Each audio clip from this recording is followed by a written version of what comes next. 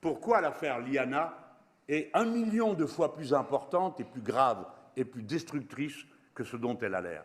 Ce n'est pas seulement un crime abominable, et on devrait se demander pourquoi de tels crimes sont possibles. Je ne dis pas les réprimer, etc., mais pourquoi? Qu'est-ce qui arme dans l'esprit un comportement comme celui de l'assassin et du criminel? Parce que là, nous avons une responsabilité, sauf si nous pensons qu'aucun être humain n'est perfectible, sauf si nous pensons qu'aucun être humain n'est réhabilitable. Mais nous avons fait un pari exactement inverse dans l'histoire et dans la philosophie.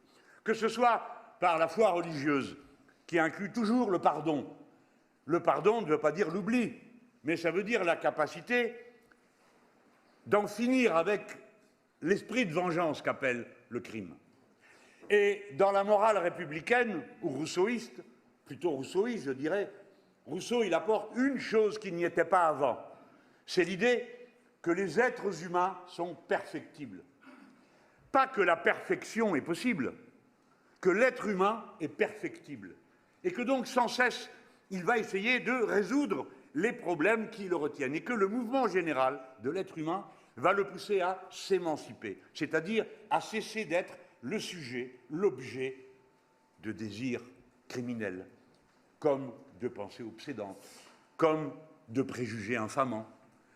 Cette perfectibilité de l'être humain, sa capacité à se réhabiliter, bien sûr, vous pouvez donner 1000 exemples du fait que ça n'est pas vérifié, que c'est autre chose qui se passe. Mais c'est ce à quoi nous nous accrochons pour penser profondément la société. Et là, l'affaire Liana, c'est l'échec de l'État, dans ce qu'il avait de plus constant